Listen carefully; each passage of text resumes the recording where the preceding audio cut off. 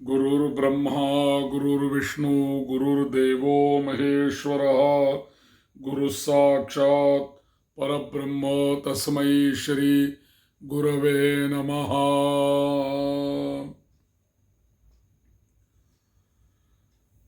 गुरुपौर्णिमेच्या उद्या जी गुरुपौर्णिमा आहे, संपूर्ण वर्षातला अत्यंत महत्त्वाचा असा दिवस आहे उद्या। या गुरुपौर्णिमेकरता सर्वांना मनापासून शुभेच्छा।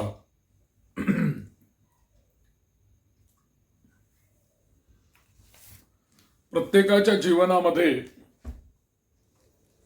आयुष्यामध्ये अनेक गोष्टींमध्ये आपल्याला गुरुत्व देणारी अनेक व्यक्तिमत्व असतात।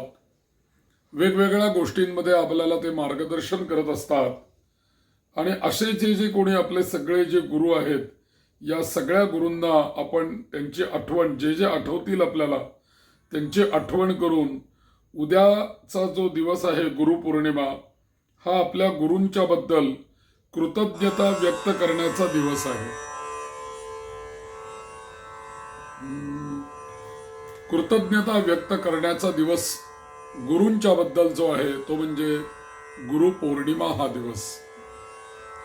जीवनामध्ये आपल्या गुरु कोण कोण असतात, तर सर्वात पहिल्यांदी आपण ज्या मातेच्या पोटी जन्माला आलो ती आई, ती माता ही आपल्या जगातला पहिला गुरु आहे। म्हणून वंदन सुद्धा करायचं जर का झालं तर पहिल्यांदी आईला नमस्कार केला जातो। मातृदेवो भव अशी आपली संस्कृती आहे। आईच्या ठिकाणाहून जन्म झाला म्हणून आई आपला पहिला गुरु आहे। प्रत्येकाची आई प्रत्येकाचा गुरु आहे, म्हणून गुरुस्थान पहिलं आपली आई हे आपलं गुरुस्थान आहे। जीवनामध्ये दुसरे गुरु कोण आहेत आपल्या, तर ज्या कुलामध्ये आपला जन्म झाला ते कुल कोणाचं होतं, तर ते आपल्या वडिलांचं कुल होतं।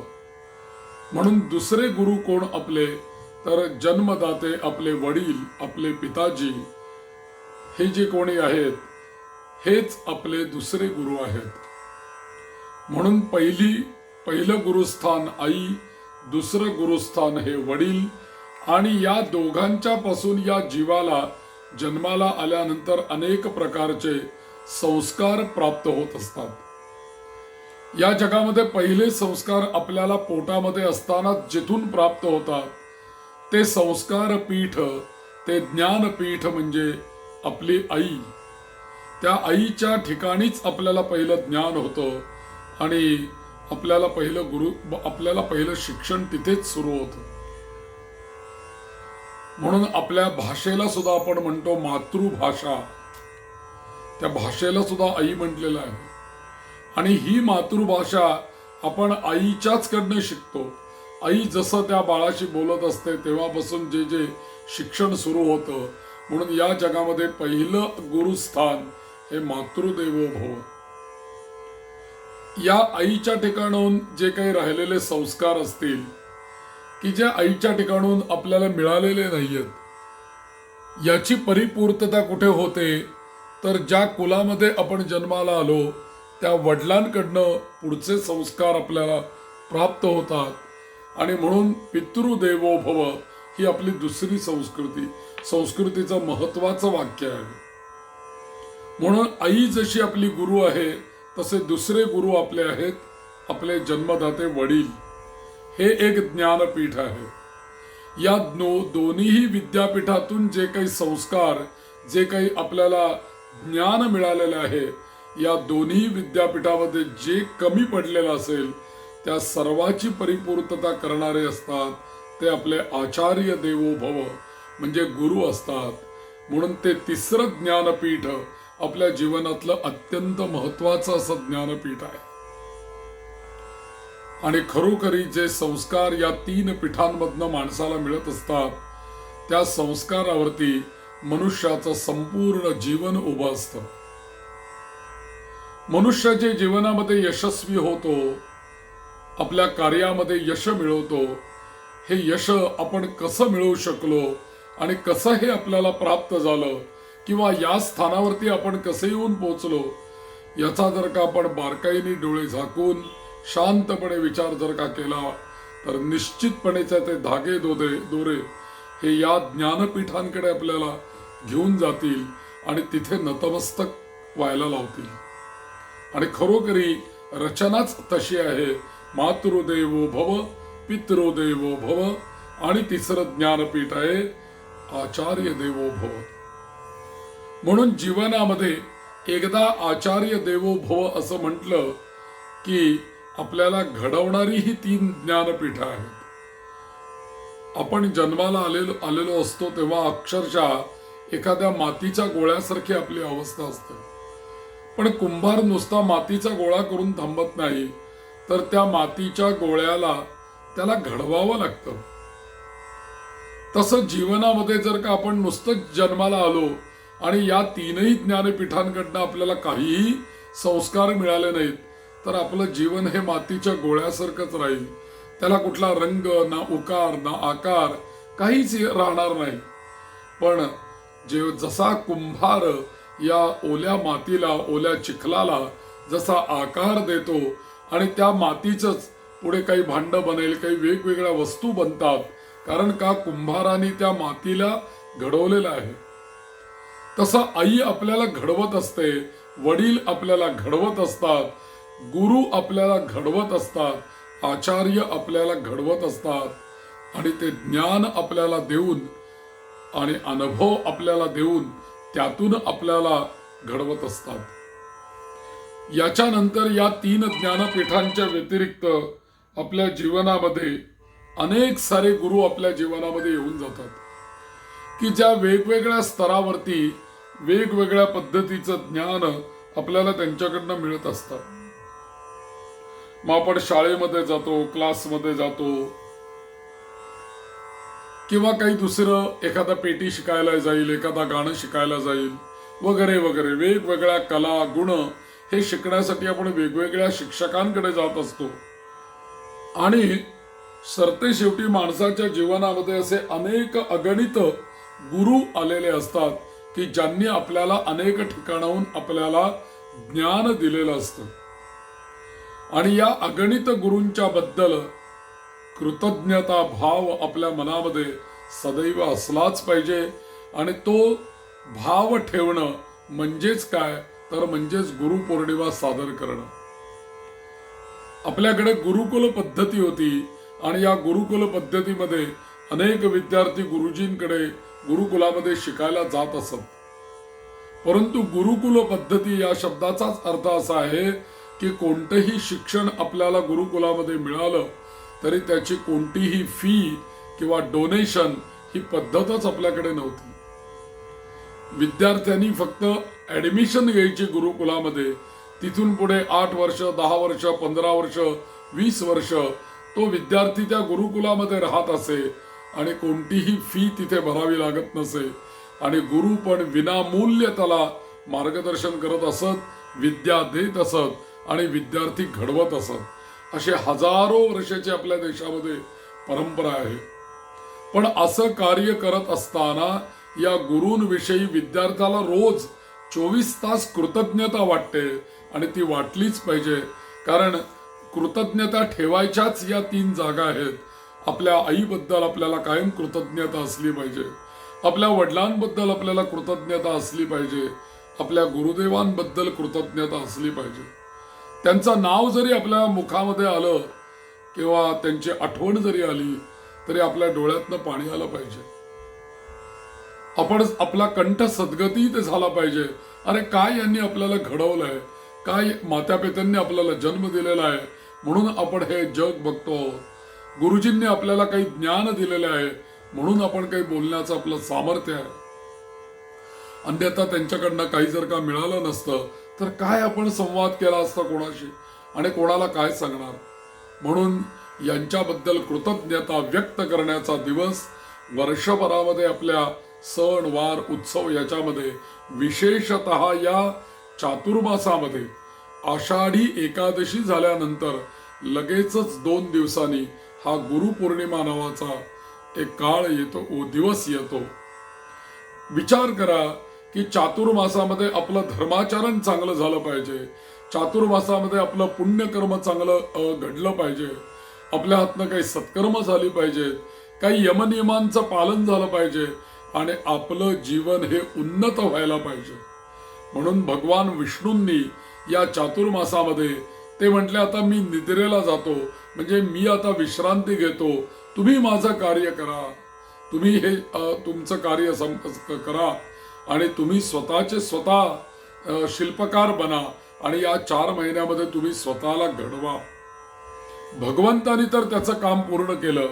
भगवंतानी आम्हाला आज्ञा दिली, ते शयनाला निघून गेले. पण एखादी जर का मोठी व्यक्ती आपल्यावर खूप मोठ्या कार्याची जबाबदारी टाकून जर का निद्राधीन झाली किंवा जर का विश्रांतीला निघून गेली आणि बाबा रे हे तू सांभाळ असं सांगून जर का गेली, तर जबाबदारी घेतल्यानंतर आपण अक्षरशः पांगळे होऊन जातो. काय करायचं, काय करू नये हे आपल्याला समजत नाही. आणि अशा वेळेला मनाची आपल्या जी अवस्था होते, त्या अवस्थेला सावरण्याकरता जीवनामध्ये पहिल्या प्रथम या चातुर्मासामध्ये जे प्रवेश करतात ते म्हणजे सद्गुरू. गुरु म्हणतात की अरे भगवंताने तुला जे सांगितलेलं आहे, या 4 महिने चातुर्मासामध्ये काही तुला जीवन उन्नत करायचंय, तुला स्वतःची उंची वाढवायची आहे, अंतर्बाह्य उंची तुला वाढवायची आहे, काही साधन करायचं आहे, हे तर शास्त्राने सांगितलं, धर्माने सांगितलं, भगवंतानी सांगितलं. पण आता ते वठवायचं कसं, ते अंगीकारायचं कसं, आत्ताच्या भाषेत बोलायचं तर त्या आपल्या या 4 महिन्यामध्ये आपलं स्वतःचं प्रेझेंटेशन कसं करता येईल याच्यामध्ये हे सगळं शिकवायला आपल्या जीवनामध्ये या आषाढ एकादशी नंतर, देवशयनी एकादशी नंतर जे प्रगट होतात ते म्हणजे सद्गुरू. जे जे आपल्याला चांगला धर्म शिकवणारे आहेत, जे जे आपल्याला सनातन काही आध्यात्मिक ज्ञान देणारे आहेत आणि ज्यांचं ज्ञान ऐकल्यानंतर आपल्या मनाला आनंद होतो, असे सगळे आपल्या गुरुस्थानी असतात. लक्षात घ्या, गुरूंचं बोलणं, गुरूंचं चालणं, गुरूंचं वागणं, गुरूंचं बसणं उठणं, सगळ्या ज्या काही त्यांच्या ऍक्शन्स असतात, या सगळ्याच आपल्याला उत्साह देणारे असतात, आनंद देणारे असतात, आल्हाद देणारे असतात आणि त्यातून आपल्याला एनर्जी गुरु देत असतात. आणि म्हणून असे जे गुरु आहेत, अशा सर्व गुरूंना त्यांच्याबद्दल कृतज्ञता भाव व्यक्त करण्याचा उद्याचा दिवस आहे आणि ती कृतज्ञता व्यक्त केली पाहिजे. ज्यांनी आपल्याकरता काही केलेलं असतं ना, त्यांना आपल्याकडून काही हवंय असं मात्र मुळीच नसतं.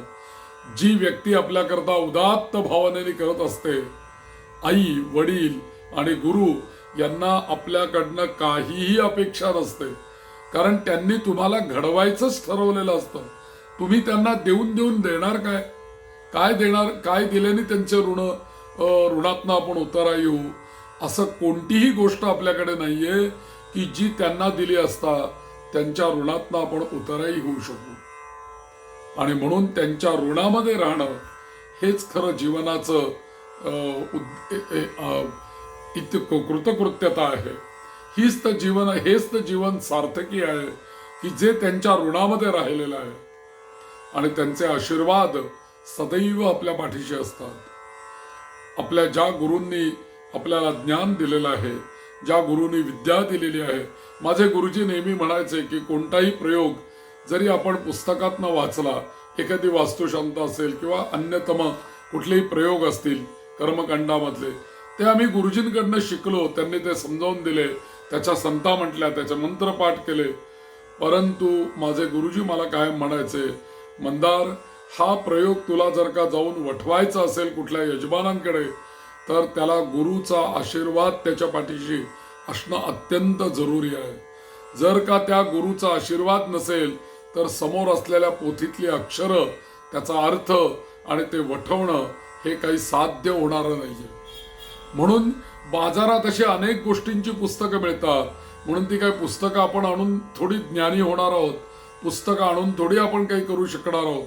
त्या पुस्तकातलं ज्ञान देण्याकरता कुठल्या तरी गुरूंची आवश्यकता आहे आणि ती चांगल्या गुरूंची आवश्यकता जीवनामध्ये आहेच आहे. आणि ती असल्याशिवाय त्या पुस्तकामध्ये, त्या ग्रंथामध्ये काय लिहिलं आहे आणि काय त्याचा अर्थ होतो आणि इथल्या परिस्थितीमध्ये त्याचा अर्थ कसा लावला पाहिजे आणि कशा पद्धतीने ते कार्य केले पाहिजे याचं ज्ञान देणारं ज्ञानपीठ म्हणजे गुरु असतात. तर जीवनाला प्रत्येक या संपूर्ण जीवनामध्ये प्रत्येकाला पदोपदी, जसं मी म्हटलं आपण मातीचे गोळाच आहोत, या मातीच्या गोळ्याला आकार देण्याचं काम ही ज्ञानपीठ करतात. पदोपदी जर का आपण विचार केला तर आपल्याला मार्गदर्शनाची आवश्यकता असतेच असते. पदोपदी मग आपल्याला मित्राला कधी आपण विचारू, आपल्या मैत्रिणीला विचारू, आपल्या कोणी ज्येष्ठ कोणी आपण ज्यांना मानत असू त्यांच्याशी आपण चर्चा करू, त्यांच्याशी काहीतरी सल्ला मसलत करू. पण कोणीतरी आपल्याला पाठीशी हवं आणि कोणाचं तरी आपल्याला सतत मार्गदर्शन मिळावं अशी प्रत्येकाचीच इच्छा असते. आणि मग त्याच्यासाठी आपल्याला मार्गदर्शन करण्याची इच्छा असते. मग त्याच्यासाठी प्रत्येक माणसाला प्रत्येक गोष्टीमध्ये कुठल्या ना कुठल्या तरी गुरुची आवश्यकता असतेच असते.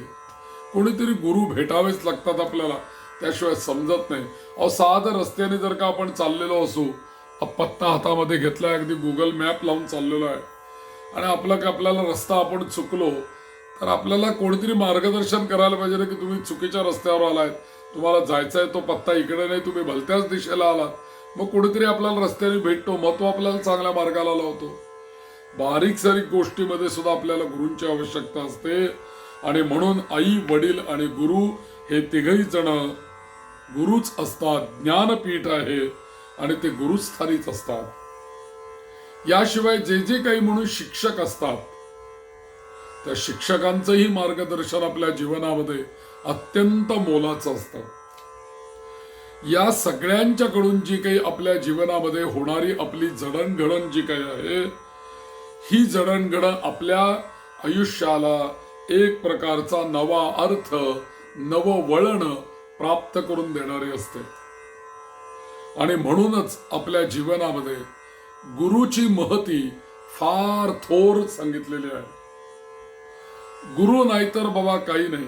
गुरु नाहीतर बाबा आई बाप विना जसं एखादं मूल असतं, तसं एखाद्याला गुरु नसेल तर त्याचं जीवन हे विना आई बापांच्या सारखंच त्याचं जीवन आहे. इतकं गुरूंना महत्व आहे. तर गुरु शिष्यांचं नातं आपल्याकडे पिता आणि पुत्रासारखंच असतं. मुलगी आणि वडील यांच्यासारखंच गुरु शिष्याचं नातं असतं. आणि ते गुरु शिष्याचं नातं बांधलेलं असतं. आणि असं आपल्याकडे सांगितलं जातं, गुरु शिष्याचं नातं हे एका जन्माचं नसतं बरं. मागच्या जन्मामध्ये ते बांधलेलं असतं, ते याही जन्मामध्ये बांधलं जातं. आणि कदाचित शिष्यानी आणि गुरुनी देह सोडला आणि दुसरा जन्म घेतला तरी दुसऱ्या जन्मामध्ये पुन्हा ते गुरु आणि शिष्य म्हणून ते जन्माला येतात. एखाद्या गुरुनी जर का एखाद्या शिष्याला उपदेश केला, शिष्यत्व दिलं आणि शिष्याने गुरुला गुरु मानलं आणि दोघांचा गुरु शिष्य तर या जीवनामध्ये होईलच, पण या जीवनामध्ये जर का त्या आपल्या शिष्याला मुक्ती मिळाली नाही तर तिथून पुढे कितीतरी जन्म त्याचे होतात. त्या प्रत्येक जन्मामध्ये त्या गुरुला जन्माला यावं लागतं. आणि जेव्हा तो शिष्य मुक्त होईल त्यावेळेलाच गुरुला त्याला मुक्त होता येतं. इतकं गुरु शिष्याचं नातं बंदिस्त आहे, बांधलेलं आहे. ते या जन्मापुरतं सीमित नाही, तर ते जन्मोन जन्म बांधलं गेलेलं नातं आहे. आणि ते अत्यंत जिव्हाळ्याचं नातं आहे. एक रूपत्वाचं, एक जीवाचं असं नातं आहे. आणि म्हणून आपल्याकडे फार पूर्वीपासून या भारत देशामध्ये हजारो वर्ष गुरु शिष्यांची परंपरा ही या देशामध्ये अस्तित्वात आलेली आहे. इतकंच नव्हे, हे झाले गुरु शिष्य आध्यात्मिक गुरु, पण आपल्याकडे पूर्वीच्या काळापासून धर्म साधनेमध्ये गुरूंचं अनन्यसाधारण महत्व आहेच. साहित्याच्या बाबतीत सुद्धा गुरूंचं महत्व आहे. थोडक्यात सांगायचं जर का झालं तर आपल्या भारतीय संस्कृतीचा पाया हाच मुळामध्ये सद्गुरूंच्या श्रेष्ठतेवर आधारित आहे. म्हणूनच आचार्य देवो भव हे वाक्य कायम लक्षात ठेवण्यासारखं आहे. आणि हा आचार्य देवो भव हा खऱ्या अर्थाने तत्व मंत्र आहे. कारण गुरु ही व्यक्ती नाहीये, गुरु हे तत्व आहे आणि त्या तत्वाची पूजा आहे. व्यक्ती आपल्याकडे आज आहे, उद्या नसेल, काल नव्हती. देहदारी किंवा देहाची पूजा नाहीये, गुरु म्हणून व्यक्तीची पूजा नाहीये. आणि आपल्याकडे गुरु परंपरेमध्ये असं मानलेलं आहे की देहाची पूजा करणं, व्यक्तीची पूजा करणं हा गुरु परंपरेमध्ये दोष आहे, प्रमाद आहे. व्यक्तीची पूजा नाही करायची, गुरु तत्वाची पूजा करायची. जे तत्व ईश्वरापासून आलेलं आहे, जे आदिगुरु महादेवांपासून जे तत्व आलेलं आहे त्याची पूजा होणं म्हणजे गुरुपौर्णिमा आहे. आणि म्हणजे गुरुपौर्णिमा आहे तर त्या तत्वाचा मंत्र कुठला आहे? आचार्य देवो भव हा त्या गुरु तत्वाचा मंत्र आहे. म्हणून अनेक संप्रदायांमध्ये सद्गुरूंचं महत्व मानलं गेलेलं आहे. मग संत ज्ञानेश्वर यांच्याकडे नाथ संप्रदाय परंपरा, नाथ संप्रदायालाही गुरु संप्रदाय असं म्हटलं जातं. निगुराम रहिबा अशी ही नाथ संप्रदायाची शिकवण आहे. आता या गुरु आणि शिष्यांच्या मध्ये, या नाथ परंपरेमध्ये असं सांगितलं जातं की गुरूंच्या म्हणजेच या मच्छिंद्रनाथांच्या केवळ वडा खाण्याच्या साध्या इच्छेसाठी शिष्याने त्यांच्या म्हणजेच गोरक्षनाथांनी आपला डोळा काढून दिल्याची कथा या नवनाथ कथेमध्ये येते. आणि हाच आदर्श जो आहे, हा आदर्श या नाथ परंपरेमधला माऊली ज्ञानेश्वरांच्या समोर सुद्धा होता. कारण माऊली ज्ञानेश्वर हे नाथ संप्रदायामधलेच आहेत. म्हणून या नाथ संप्रदायामधली जोडी जी आहे गुरु शिष्याची, ती कोण आहे तर मत्स्येंद्रनाथ आणि गोरखनाथ ही गुरु शिष्याची जोडी आपल्याकडे मानली जाते. त्याच संप्रदायामध्ये पुढे निवृत्ती ज्ञानदेव ही गुरु शिष्याची जोडी आपल्याकडे मानली जाते. समर्थ संप्रदायामध्ये समर्थ आणि कल्याण अशी गुरु शिष्याची जोडी मानली जाते. अनेक ठिकाणी अशी गुरु शिष्याची जोडी इतिहासामध्ये आपल्याला अनेक इतरही जोड्या आपल्याला दिसून येतील. या सर्व महत्वाच्या अशा गुरु शिष्यांच्या जोड्या आहेत. आणि खरं सांगायचं तर गुरूंच्या मुळेच शिष्याचं सुद्धा श्रेष्ठत्व हे वाढत असतं आणि गुरुमुळेच शिष्याचं श्रेष्ठत्व वाढतं. जसं आपल्या या व्यवहारामध्ये आपण आपल्या वडिलांचं नाव लिहितो. समजा केशव, वडिलांचं नाव गोविंद आणि काय असेल आडनाव कुलकर्णी पटवर्धन, ते आपण लिहितो. केशव गोविंद पटवर्धन असं आपण लिहितो. म्हणजे आपल्या मागे आपल्या वडिलांचं नाव लिहितो. अध्यात्म परंपरेमध्ये जसं आपण व्यवहारामध्ये वडिलांचं नाव सांगतो, तसं या गुरुशिष्य परंपरेमध्ये, अध्यात्म परंपरेमध्ये, संप्रदायांमध्ये शिष्याच्या पुढे त्याच्या गुरूंचं नाव सांगितलं जातं. इतकं महत्वाचं स्थान आहे. कुठल्या गुरुचा तू शिष्य, त्याच्यावरती तुला काय ज्ञान असेल ही ओळख असते. कुठल्या गुरूंचा तू शिष्य आहेस, कुठल्या गुरूंची तू सेवा केलीस, कुठल्या गुरूंचा तू शिष्य झालास, याच्यावर त्या शिष्याचं श्रेष्ठत्व व्यवहारामध्ये अवलंबून असतं. म्हणून आपल्या जीवनामध्ये प्रत्येकाला खरोखरी ईश्वर कृपेने चांगला गुरु मिळणं हे एक प्रत्येकाच्या जीवनामध्ये भाग्याचं लक्षण आहे. बरं, तुम्ही विचार करून बघा डोळे मिटून, आपल्याला त्या वयात त्या काळी जर का एखादी गोष्ट शिकवणारा गुरु जर का भेटला नसता तर आज आपलं जीवन कसं झालं असतं. निश्चितपणे आपल्याला असं लक्षात येईल की असे जर का गुरु म्हणून आपल्याला कोणी भेटले नसते तर आज आपलं जीवन हे विफळ झालं असतं. कुठेतरी